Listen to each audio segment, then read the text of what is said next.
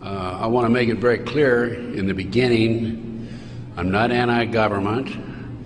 I don't believe in terrorism.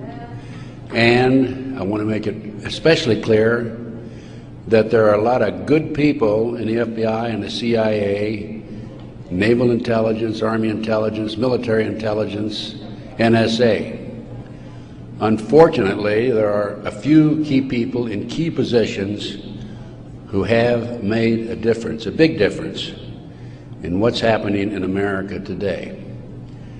So, looking back, my personal experiences, I retired from the FBI March 1979.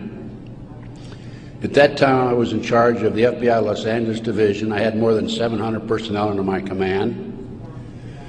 The Attorney General of the United States, Griffin Bell, asked me after I retired if I'd coordinate security for the Pan American Games. I did. I was a consultant in the 1984 Los Angeles Olympics. I was a consultant for former Governor Jerry Brown, California Narcotic Authority. So I do have credentials. My first major and credibility, believe me. Now, if you read the internet, you may not think so, because there are some heavy-duty FBI informants out there like Stu Webb and Barbara Hartwell, who are MKUltra mind control victims, CIA mind control victims, who are making all kinds of disparaging remarks about me. But I don't want to deal with those people, because if you read their material, you'll see that it's designed to discredit people like me, former State Senator John DeCamp, and other leaders who are trying our best to expose what's happening in America today, and actually around the world. Let's go back to 1776, May the 1st. Adam Weishoff was commissioned by the Rothschild family to set up the goals to control and take over the world with a one-world government. Adam Weishoff came up with 25 goals.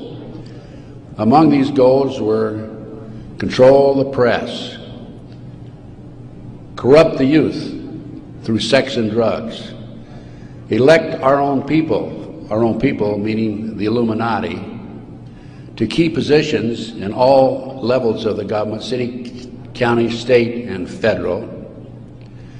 And it goes on. The final goal was to take over the world, the one world government.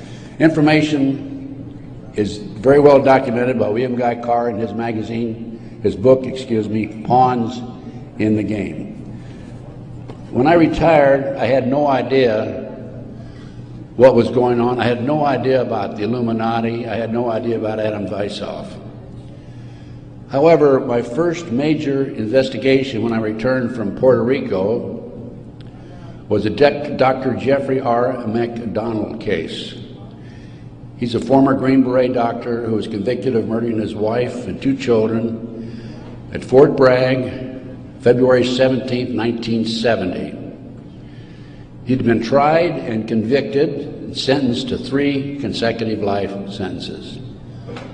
I was asked by the defense team to investigate the case because they claimed that Dr. McDonald was innocent. I said I would, but if I learned that he murdered his wife and 2 children, I would discontinue my investigation, no longer become involved. I want you to know I'm still working for Dr. McDonald. He is an innocent man. Now, once I became involved in the case, I had to read everything, and I learned that evidence was lost, evidence was stolen, evidence was altered. An FBI agent, Paul Stombaugh, lied before the grand jury. And most important of all, Colette, the wife, had skin where she had fought off the assailants under her fingernails. That skin was handed over to William F. Ivory, the chief investigator for the Army, and it has disappeared. 10 months into the case, October 25, 1980, I through a series of circumstances, I don't have time to go into the details now, obtained a signed confession from one Helena Stokely. I had 3 sessions with her, 10 days each, total of 30 days. Helena told me that Dr. McDonald did not commit those crimes, that they were committed by her satanic cult group. And I said to myself, what's this all about? I don't know anything about Satanism. I read about it in the Bible, of course, and that's about it. But as I delved into the case, I learned that drugs from Southeast Asia were being flown into the United States to various military bases in plastic bags in the bodies of the dead GIs. I further learned from Helena that her satanic cult group was involved in distributing these drugs up and down the East Coast. They were mad at Dr. McDonald because he was abusive to the cult members and the GIs who went to the civilian hospital where he was moonlighting for relief of some sort. So they went in and attacked him that night. There were a total of 7 involved in the crime. She named them all for me. Right now, today, I know where some of them are located. But to further check and document this, I went to the UCLA library, and I found out, in fact, in the Time magazine, January 1, 1973, there was an article about bringing drugs in plastic bags in the body cavities of dead GIs. There was no question in my mind Helena was telling the truth. I gave her a polygraph test and she passed. I had her examined by a psychiatrist and she passed. And as a matter of fact, the government themselves had given her a polygraph examination early in their investigation before I entered the case. And Byzantine, the Army polygraph operator, said that she thought that she was telling the truth. She thought she was there that night. Now, the most recent series of events in the McDonald case, now I'm telling you a little bit about the McDonald case because that's what woke me up as to what was going on. It was after that I started researching and went back and found out about the Illuminati. Illuminati/Satanism. It was after that I learned considerable more about what was going on. And the most recent information, Dr. McDonald, who's been in the penitentiary for some 25 or 26 years now, appeared before a parole board just 2 days ago, his first that he's ever appeared before a parole board. And the reason he had never appeared before is because, in his opinion, had he appeared before, it would be an admission of guilt. In this particular instance, he still claimed he was innocent, but he did appear before the board because he's a newly-wed individual with a woman named Kathy. And of course, if you read the papers in the last 2 days, his parole was turned down, and the parole board made him eligible for another hearing in 15 years. This poor man not only lost his wife and 2 children, he has served 25 years in the penitentiary and another 15 years to go. He's 61 years old. I am still working the case. What are the latest developments on the case? In 1997, the judge, federal judge, agreed to do DNA tests. And they chose 15 individual pieces of evidence to be examined. However, the judge said that when you open the evidence envelopes, only the prosecutor can be present. Well, they opened the evidence envelopes. The prosecutor did. How many do you think were empty? 5. 5 evidence envelopes were empty. The skin under Colette's fingernails would have established Dr. McDonald's innocence alone. Now we have DNA authorized in 1997. Here we are in 2005. They still have not completed the DNA test.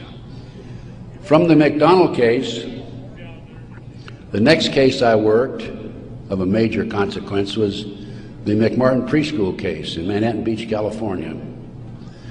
The children there claimed There were tunnels under the school. They were taken into the tunnels and through the tunnels up into the trap door of a bathroom in a triplex next door, placed in automobiles, and prostituted in the community. These are 2, 3, and 4-year-old children before they entered kindergarten. In addition, the children claimed that they were flown into the mountains where they were involved with adults in robes, black robes, chanting, candles. They talked about the brown babies who were cut up, actually sacrificed. And in checking into this and researching this, of course, this was obviously a satanic ceremony. The McMartin family, who owned the preschool, they were tried of Ray Bucky and his grandmother. The grandmother was acquitted, hung jury on Ray Bucky. The second trial, another hung jury. I had an opportunity in 1990 to gain control of the school. Now, the school had been given to Danny Davis, the defense attorney, and he had sold it, even though he made $15 million on the case, by the way. He had sold it to a contractor who was going to tear it down. When I learned this, I contacted the contractor. I said, I want to be given an opportunity to go on that school and look for the tunnels. The authorities had looked for them in 1987. They said they could find no tunnels. Along with some of the parents, we hired Dr. Gary Stickle, UCLA archaeologist. He hired his crew and brought them in, and in 34 days, Dr. Stickle said there had been tunnels under that school. They were covered up, and they were covered in. An informant of mine told me that there was an abandoned satanic site in Crestline, California, up in the mountains. I went up into the mountains and obtained photographs, of the site. I have a lecture that I give where these pictures are available. It's called Gunderson Chronicles No. 2. It's a 4-hour lecture that I gave in Kansas City a number of years ago,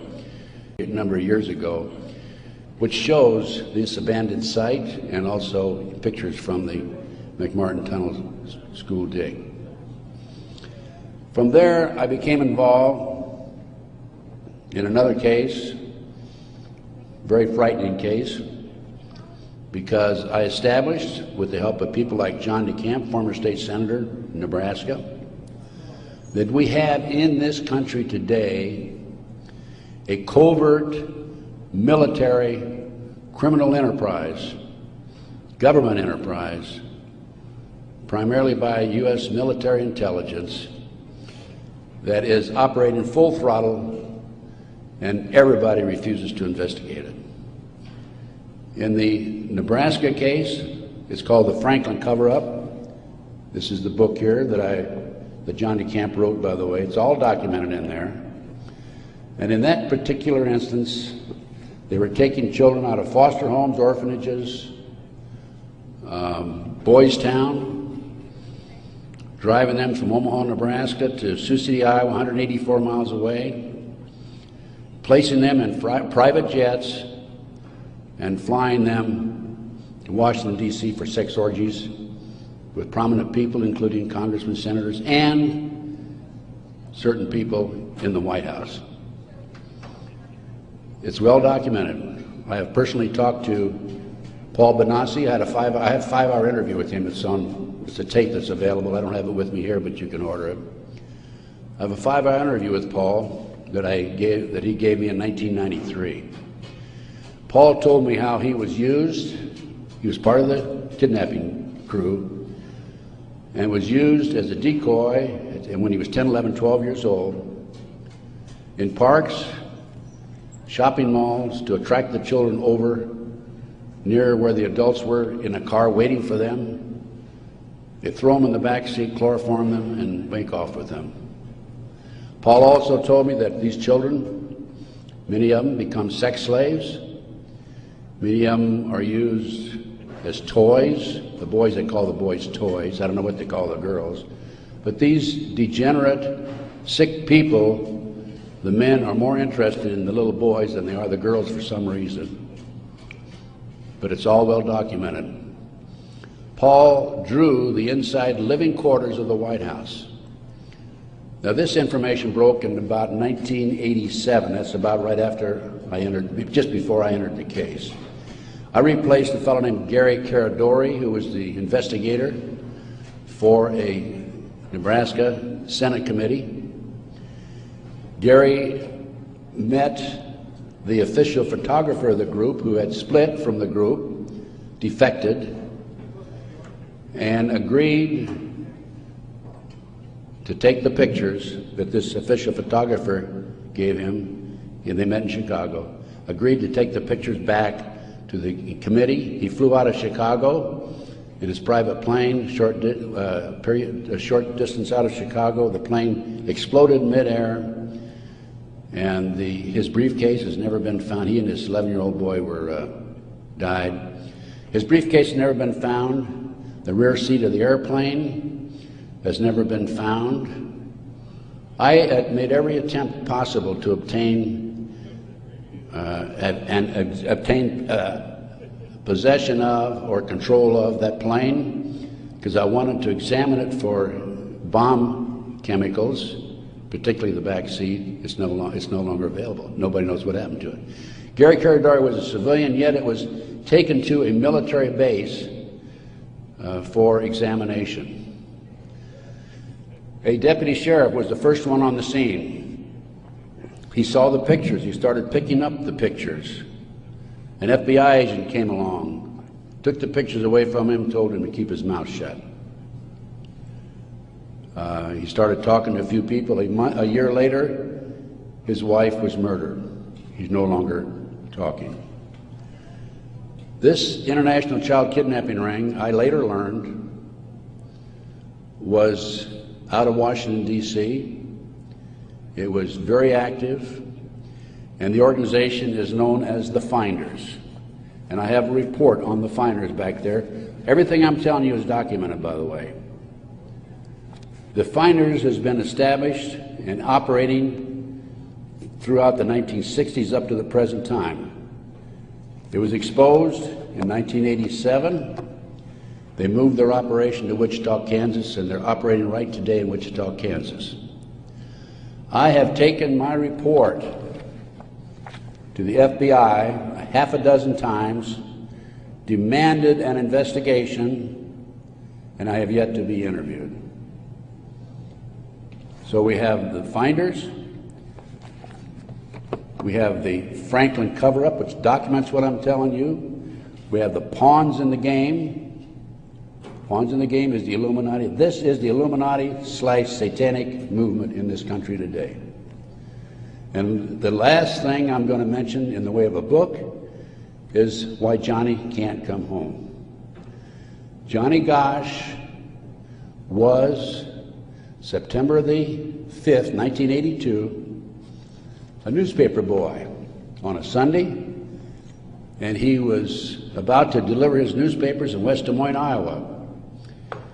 He never delivered any newspapers. He disappeared.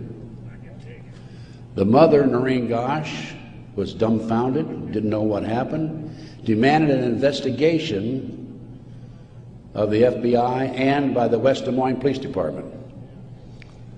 The chief of police in West Des Moines said to her, even though he's disappeared, we do not have any witnesses who saw him being grabbed and placed in a car or being taken control of. So we're not going to investigate it. The FBI used the same premise. They refused to investigate it. Now, I've been involved in kidnappings in the FBI, and I can tell you that it's automatic within 24 hours, at the end of 24 hours, that we had to go in my day, this was back in the 50s, 60s, and 70s, we had to go in and start investigating the case after they've disappeared for 24 hours. Today, As I stand here and you sit there, the children are disappearing in this country at the rate of 83 per hour. That's over 700,000 children a year. Now I can go back to July 1982.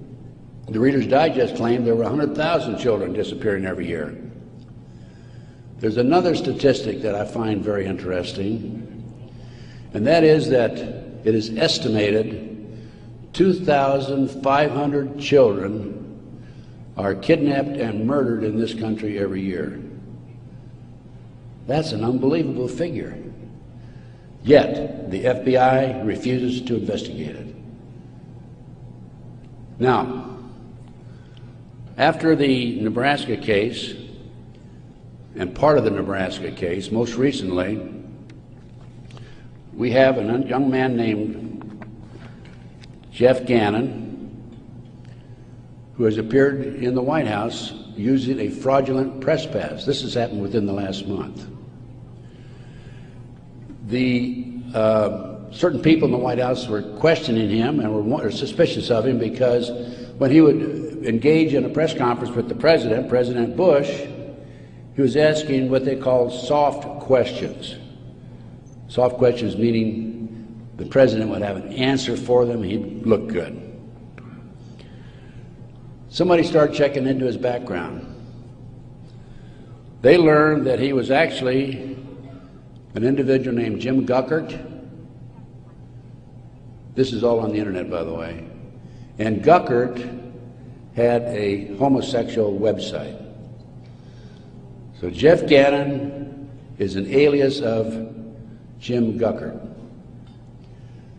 Now his picture appeared in the internet, and he is believed to be Johnny Gosch, who was kidnapped September the 5, 1982. The mother, Noreen Gosch, who wrote this book, Why Johnny Can't Come Home, I have a 2-hour interview with her on video, available again if you want to check my order blank. She did not sit still for this. Can you imagine if the 83 mothers of children who disappear every hour would do what Noreen Gosch has done? We wouldn't have this problem today. She went to the FBI, demanded an investigation. They refused to investigate. The police refused to investigate because the case tied into the Franklin cover-up. Some of our top politicians in the country, leading businessmen, Harold Anderson was identified by the children, past publisher of the Omaha World Herald. The head of the Nebraska Forestry Service was identified by these children. There 80 children came forward in this Nebraska case. And it goes, as I said, right up to the White House. In 1987, according to Paul Benassi, he was furnishing toys, or little boys, young boys, to the sick people, certain sick individuals, in the White House itself. I have the names of some of these people. No need to mention it here. Some of them are mentioned in the Franklin cover-up.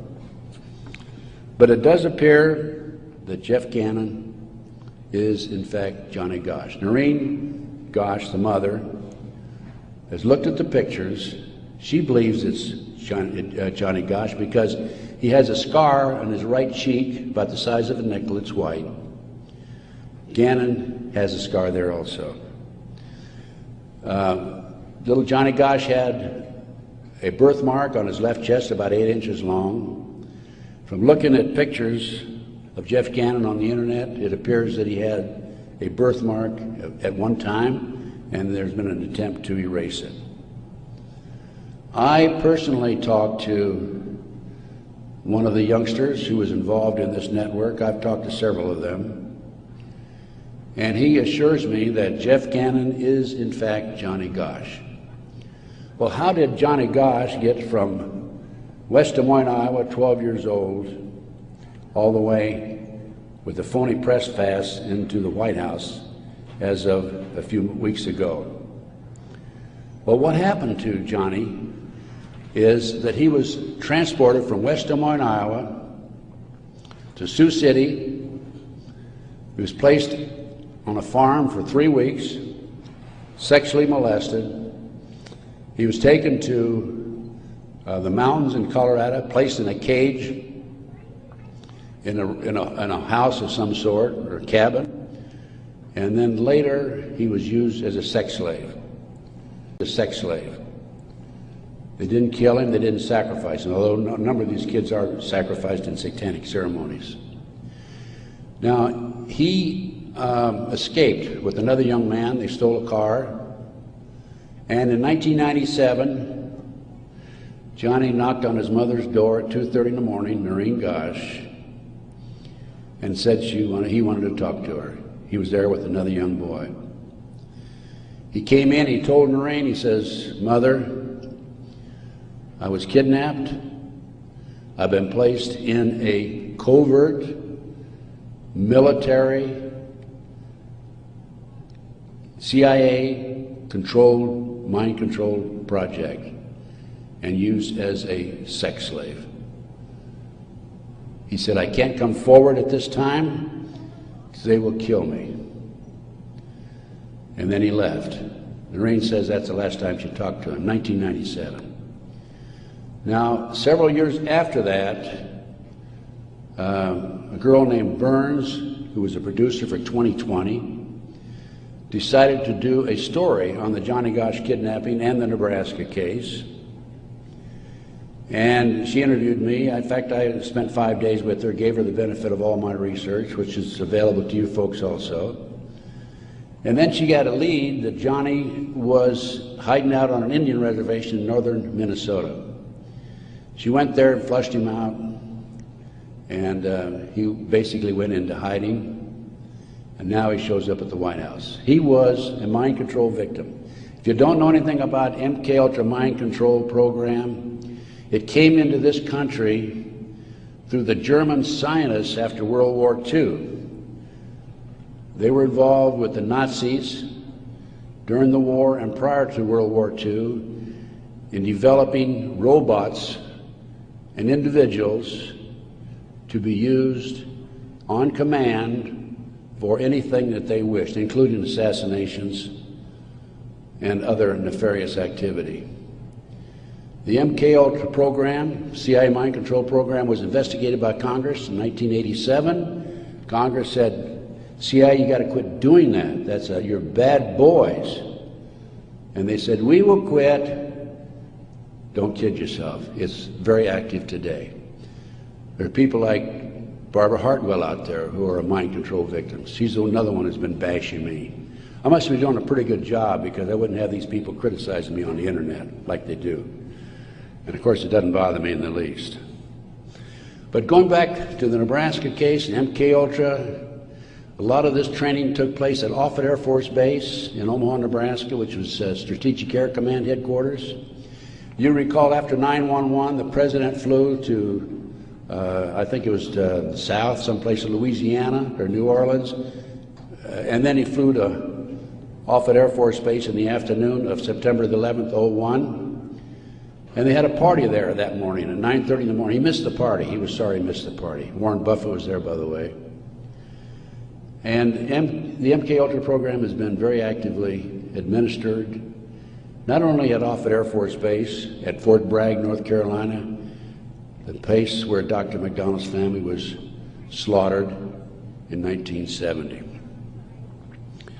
Now, the Nebraska case, I don't want to leave that without telling you that in the early 1990s, Yorkshire TV came to the United States with a camera crew for 7 months to do a documentary on it. They went back to England, produced the documentary, and they brought it over into the United States. It was listed in the TV guide to be aired on May the 3rd, 1994. When certain members of Congress found out about it, they threatened the cable industry with restrictive legislation Somebody anonymously bought up the rights to the videotape or the documentary and ordered all copies destroyed. I just happen to have a bootleg copy of that documentary, and it is available. I have been selling these and these books and getting this report out of mine to anybody that's interested in it. And by the way, I have a 5-package deal for you at about a 15% discount, 15 to 20% discount if you buy all 5 items. So about 6 months ago, as any good investigator would do, I said, I'm going to get a copy of that TV guide. I didn't have a copy. John DeCamp had one at one time, couldn't find it. That's typical of John, by the way. Good friend, great guy. And so I said, I'm going to get my own copy. So I wrote to TV Guide people. And I received a copy of the TV Guide for May 3rd, 1994. 10 p.m. Discovery Channel. It's not listed. A nature show is listed instead on the new reprinted edition. I'm not going to be outfoxed by these people. I went to the Los Angeles Times TV log. It's listed, Conspiracy of Silence. I called a friend of mine in Philadelphia, and I said, check the TV log for the Philadelphia Inquirer. Conspiracy of Silence is listed in the Philadelphia Inquirer. The power of the press. They changed and reprinted the whole TV guide. It never has been shown publicly in the United States, and I doubt if it ever will be shown publicly. But as I said, it is available to you. Now, that's not the end of the story for me, because I am continuously probing, continuously working, continuously talking to various sources and putting it on paper and documenting and getting the word out. This is the direction that we have to go. Americans, for the most part, are oblivious to what's really going on behind the scenes. One of the things that, in addition to the McDonald case, that got me thinking was the Jack Kennedy assassination.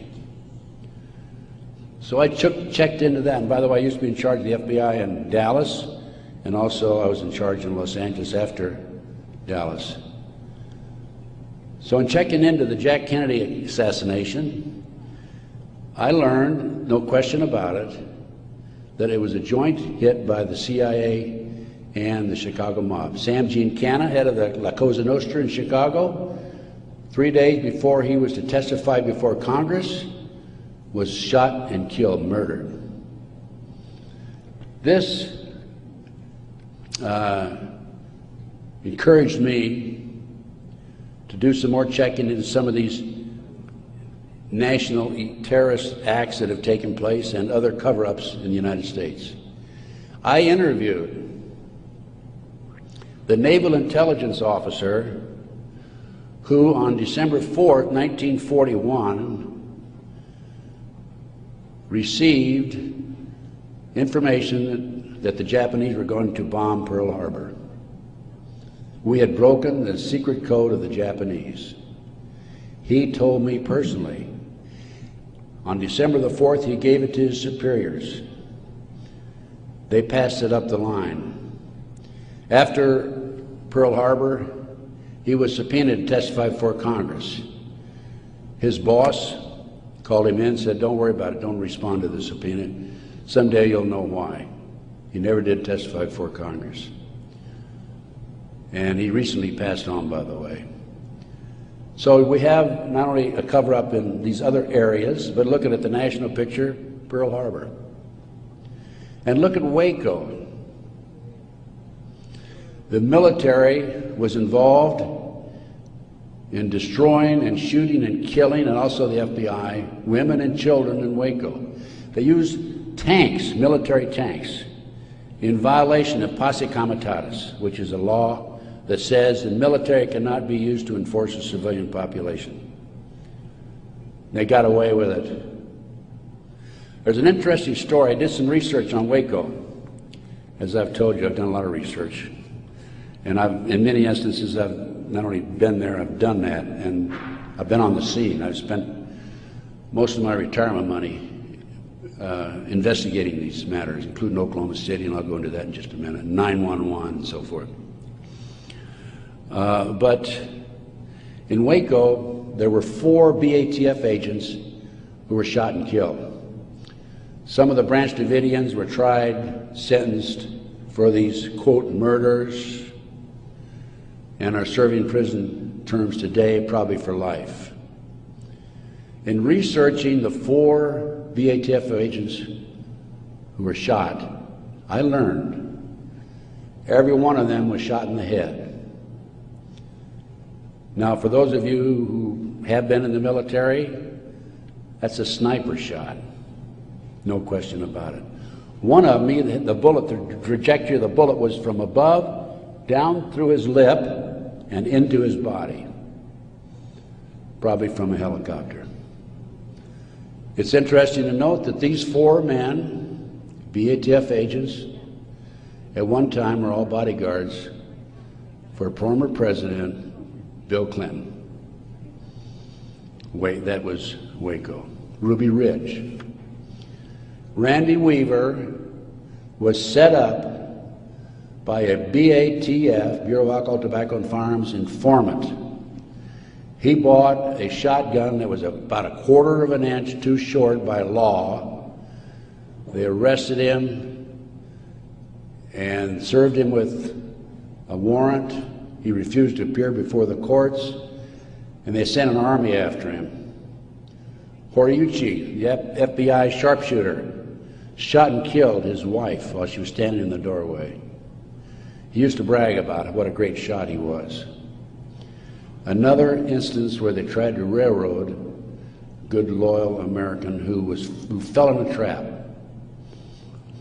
And then we have the 1993, continuing with the great conspiracy. I call this a great conspiracy, and that's what it is. Car bombing of the World Trade Center. I have a copy of the New York Times, October 28, 1993, and in the article, this was reporting from the trial that took place, an FBI informant named Salam, who was in among the terrorists, testified that he was commissioned by the terrorists to put the bomb together, the car bomb together, to bomb the World Trade Center in February 1993. And fortunately for him, when he met with the terrorists, he wore a body mic, so he could record every word that was said. Unknown to the FBI, when he met with the FBI, he also wore a body mic. That was probably what kept him from being set up and framed and sent to prison. This is actually in this newspaper article. He went to his FBI superiors, says, I've been commissioned to put the bomb together. We're going to use a dummy bomb, aren't we? And he was told by his FBI superiors, no, we're going to use a real bomb. Now, I don't understand why Congress and Senate, investigators, and our leaders in Washington, D.C. are not jumping up and down over that situation. The FBI not only knew in advance of the car bombing, they furnished the ingredients for the bomb. Why doesn't somebody take some action in that area? Why doesn't somebody investigate this international child kidnapping ring being operated by the CIA? Why are these congressmen voting on bills like the Patriot Act, which takes away many of our constitutional rights and civil liberties, in the best interests of, quote, protection for our country and protection from the terrorists? Let me tell you something, ladies and gentlemen. There are people in our government, a rogue outfit, whatever, I'm not sure, who are actually behind these terrorist acts. And the reason they're behind the terrorist acts is so they can pass bills like the Patriot Act And the reason the congressmen and the senators vote for these stupid bills, stupid by our terms and our definition, is because many of them have been set up and framed through sex and drugs. So then we have Oklahoma City, 1995. I personally made 2 trips to Oklahoma City. I investigated Oklahoma City. Because of my report, the defense attorney for Timothy McVeigh sent 2 of his investigators to interview me. I spent 4 hours with them. Actually, I got a lot of information out of them. For example, they told me that they were allowed to tour the remains of the Murrah building in Oklahoma City in the presence of a U.S. Marshal, but they were not allowed under any circumstances to take soil samples or to pick up any evidence for examination. Stephen Jones was their attorney.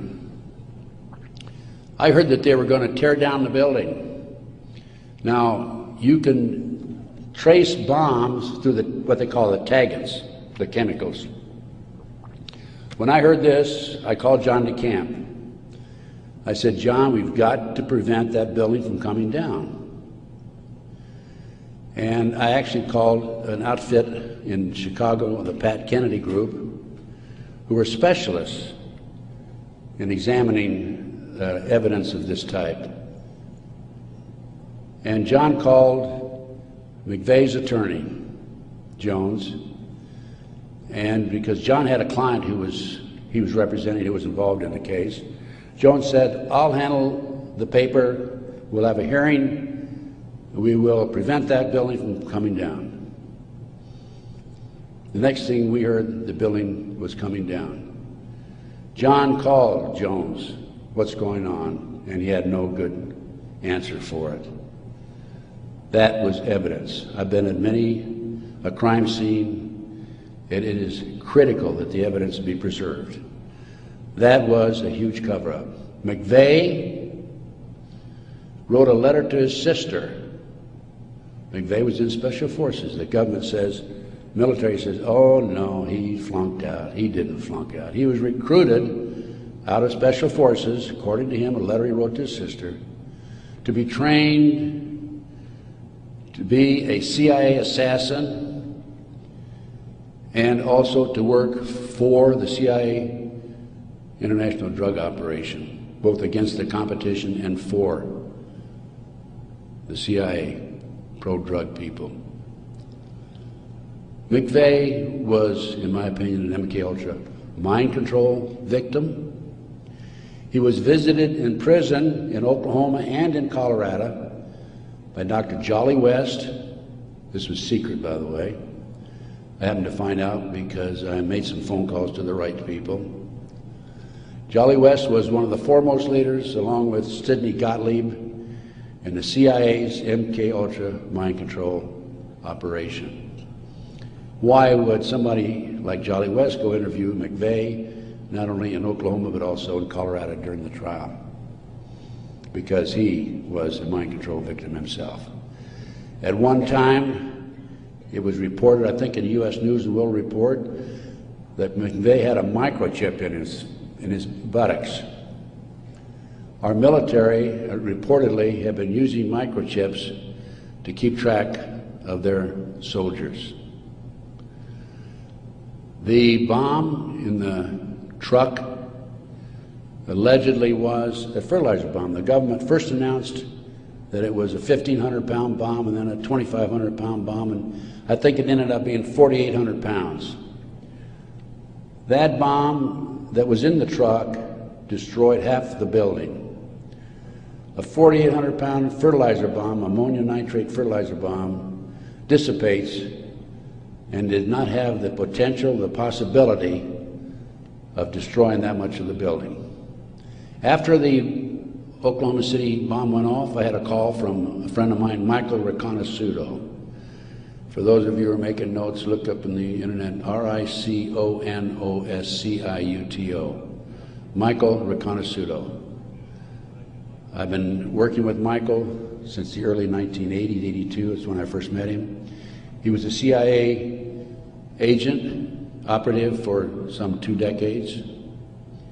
He was also an FBI informant at one time. His father owned the Hercules Manufacturing in Silicon Valley, California. Hercules Manufacturing developed what is known as the electro-hydrodynamic gaseous fuel device, which is a highly classified bomb. The bomb was actually manufactured by Dyna Nobel out of Salt Lake City. Now, Michael, in the meantime, is in jail now, right today. In fact, I talked to him yesterday because he started to talk before the Brooks Committee about a very interesting case involving the Promise software. The Promise software was in a computer operation that developed all kinds of intelligence information on you and I and every citizen in America. The Department of Justice leased it for 2 years. At the end of 2 years, they refused to pay Bill and Nancy Hamilton the $10 million they owed them. Then the Department of Justice, through Earl Bryant, past president of United Press International, took that computer and sold it around the world. Sold it to the French, to the English, Israelis, the Canadians. Unknown to these foreign countries, the officials in these foreign countries, there was a trap door in the computer. Very clever, huh? A trap door secretly allowed us, the U.S. government, to retrieve all the information they developed. Michael Reconnaissance was the CIA agent who developed the trap door in the Promise software computer. And when Congress started to investigate it, in the late 1980s, they called on Michael, and we want you to testify. Michael received a threatening phone call 2 weeks before he was to testify. He claimed from a fellow named Vietnix, Peter Vietnix, U.S. Department of Justice, if you testify, you'll be sorry. Michael testified anyway. A few weeks later, was arrested for drugs, is now serving a 30-year prison sentence because he dared to expose these nefarious activities by this rogue criminal enterprise operating within the confines of the U.S. government. And I got off a little on, I gave you a little background on Michael. Going back to Oklahoma City now, I want you to understand who Michael is. He's not some guy walking down the street with a grocery basket looking for a recycling center, okay? He has credibility. Now, Michael called me right after the Oklahoma City bomb went off, and he said, Ted, he called from prison, by the way, that's my bomb, meaning that Hercules developed it. That was not an ammonium nitrate bomb. Now, when that bomb was tested in 1982, I happened to be with a group of intelligence agents in Palm Springs waiting for the results of that test. It was tested in Area 51. It was underestimated because the power, it was so powerful that 2 of the technicians died. They underestimated the strength of it. This, I'll call it a barometric bomb. This barometric bomb, according to Michael, was what was in the car, not a fertilizer bomb. I have an Oklahoma City report on that. So what did I do as an investigator?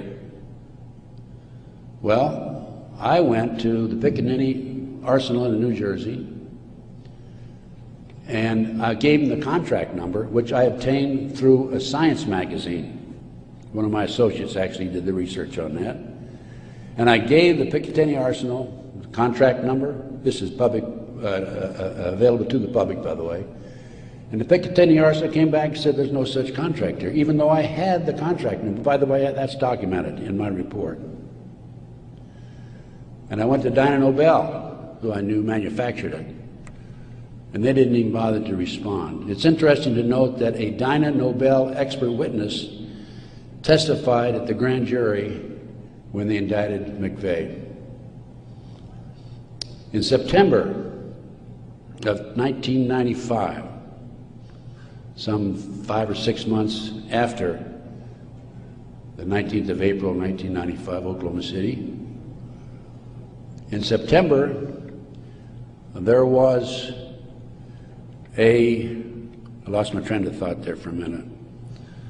Oh, there was an article in Fireman's Magazine. It was written by the editor of Fireman's Magazine. The information was obtained from the Oklahoma City Fire Department. And in that article, again, that's in my report, in that article, it states that 4 unexploded devices were taken out of the building.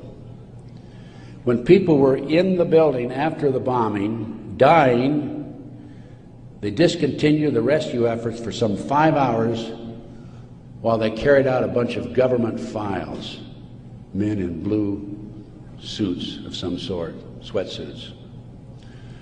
So what I'm telling you is, Oklahoma City was perpetrated by certainly people other than McVeigh and Nichols, and now Roger Moore, if you read the paper recently, the gun dealer who claims that he was robbed of his guns in Arkansas and that money was used to finance the Oklahoma City bombing. Roger Moore has been accused by Terry Nichols of being involved in it. Roger Moore denies it. Roger Moore, at the time of the Oklahoma City bombing, was an FBI informant. I had an inside investigator in Oklahoma City tell me that there were at least 11 other individuals involved in Oklahoma City. Okay, that brings us up. We've gone through Pearl Harbor, Waco, Ruby Ridge, car bombing 93, Oklahoma City 95. That brings us up to 9/11. As I said, Michael's in prison. I'm his, quote, investigator of record, which means I'm like an attorney. I should have access to him on a regular basis. I represent this man. For a year prior to 9/11, actually a year and a half, I tried to get in and see Michael. He was in prison in northern Pennsylvania. I was in the Philadelphia area. The Bureau of Prisons would not allow me to see him. I finally was able to talk to Michael in January 2003. I flew to the East Coast, spent 3 days with him. Michael told me that he had developed information from among his contacts in advance of 9/11 that they were going involved in using missiles, airplane missiles, and they were going involved in skyjackings. They were training Arab terrorists, and also he knew the identity of the person in the United States, an Arab who lived in Paterson, New Jersey, who was the leader of terrorist activity by the Arabs in this country. Now, Michael had this information because, you're saying, how could Michael develop this information being in prison? Because I met with Osama bin Laden, along with Michael, and along with the State Department representative in the spring of 1986. At that time, I was contacted by a former top Ronnie Reagan official who said, can we help the Afghan rebels? They were our friends then. And I called Michael, I said, what do you think? And he said, let's meet. So there was a fourth fellow there. We didn't know at the time it was Osama bin Laden. Has actually used the name Tim Osman, traveling under a Turkish passport. But because of Michael, I passed the ball to him. I just arranged for the meeting and went on. But Michael traveled all over the world putting this package together to furnish the Afghan rebels with the surface-to-air missiles that defeated the Soviets, really, shot down their helicopters. As a result of this, Michael developed sources inside the Arab world. And that's how Michael knew in advance about 9/11. Michael told the FBI on March the 20th, 2001, about this plan to use skyjack airplanes and use them as missiles. He also furnished to the FBI one of his sources, one of his confidential sources inside the Arab group. The FBI interviewed him, threatened him with prosecution, and deported him. That man, along with his family, have disappeared. We think that they're dead. The FBI refused, absolutely refused to look into this situation. More shocking is that Michael had the names of the people who were obtaining the false names of the people, the Arabs who were obtaining false passports. Had their names. He had the source who could furnish him that information. He told FBI agent Keith Kutry, March 20th, 2001, excuse me. He told Kutry, he says, I'll give you these names, the name of this person who was coordinating the whole project for the Arabs, providing I be given immunity and he be given immunity. Mr. Kutry, in spite of the fact he was armed with this information 6 months prior to 9/11, came back 2 days after 9/11 on the 13th and saw Michael in prison again. He accused Michael of being anti-government, anti-FBI, being a publicity seeker, and so forth, being disloyal. And so Michael, of course, didn't have much to say after that. Michael's still in prison, as I said. But we had this information, the FBI had this information, did nothing with it. Kutry admitted on September the 13th, admitted that the FBI did nothing with it. So after I visited Michael, excuse me, 2003, I felt it was important that I confirm that the FBI did meet with him. The Bureau of Prisons would not furnish Michael with the visitors list to confirm it.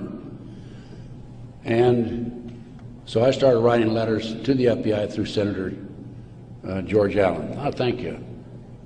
Thank you. And to confirm that he did in fact meet with them, I wanted to document it. I also asked for the identity of the other agent who was with Agent Kutry. And I had a terrible time. It took me a year and a half writing letters to the FBI to get them to admit that they'd interviewed Michael on March the 20th, 2001. I finally did have that information. That information is available again in one of my reports, my terrorism report that I have in the back. So that basically brings me up to the present time. I think my time is up. But I feel compelled, as a former FBI agent, I had all this training, and I feel compelled to do everything I can to educate as many fellow Americans as I can as to what's going on behind the scenes. We have been operated and orchestrated primarily by U.S. military intelligence, covert criminal enterprise involving the FBI and the CIA, active in this country today. It's being covered up right from the beginning. They're using FBI informants to set up and frame people. By the way, they tried to frame me on a drug deal back in 1984. It didn't work. The girl that they used to try to frame me contacted me, said, I need to meet with you. We met, she told me the whole story. I took a signed statement from her. Her name is Pam Fawcett. And I said to Pam, Pam, you're working for these people, the DEA and the FBI in Modesto, by the way. She was making phone calls to me. I said, you're working with these people trying to set me up. Why have you, and of course, in the phone calls, she kept saying, trying to get me to make admissions that had knowledge of a felony, and I wouldn't. I said, I don't have any knowledge of that. Or was involved in a felony, actually. I said, Pam, look, you were working with these people for 6 months. They gave you $2,000. You had the run of the FBI office. You had your own coffee cup. Why did you come to me and tell me this now? And I'd helped her, give her a little advice about her 14-year-old son. in the interim, you know, talking back and forth as any individual would do who might be able to help. And she said, "Ted, I woke up the other morning and I realized you're the only honest son of a bitch I've talked to in 6 months." Those were her exact words. The FBI not only tried to set me up on a drug deal, I've also been the victim of 4 separate investigations. They tried to set me up on a fraud case in Dallas. And most recently, very frankly, I've been under surveillance, heavy surveillance. I've had illegal entries into my car, into my apartment. There's been attempts to gas me within the last month. And I was able to anticipate it and avoid it. But they don't want people like me out telling the truth. And that's what I'm doing. And I will not stop. I will continue to do so in the future. So that's basically it. I brought you from 1776 to the present time. We went through one conspiracy after another. Brian Gimbel was interviewing Jim Nichols, Terry Nichols' brother, on national TV after the Oklahoma City bombing, by the way. And I had given Jim Nichols my Oklahoma City bombing report. And Jim said to Brian Gimbel, he says, "Have you read Ted Gunderson's Oklahoma City report?" And Gimbel says, "Oh, Ted Gunderson's a conspiracy theorist." I want you to know I'm not a conspiracy theorist. I'm a conspiracy realist. It is there. All you have to do is get your own website, get your own internet, go out. There's a lot of disinformation out there, but you can pick out what's really solid and what's really truthful. And I have 25 years of research on that back table back there. And if you buy any of my reports or this videotape or any of my material, I want you to make a promise that you will make copies and distribute it far and wide. We need to wake up America. Right now, let me emphasize again, I'm not anti-American. I don't believe in violence. I believe in change through legal means. But we need to wake up an apathetic, sleeping society that is active in America today. And this not only ties into MK Ultra, CIA, it ties into Satanism. There are approximately 4 million practicing Satanists in America today involved in the Nebraska case. And I can go on about satanic cults for another hour, but I think my time is almost up. I might mention that, speaking of Satanism, there are between 50 and 60,000 human sacrifices, according to 3 different sources, in this country every year.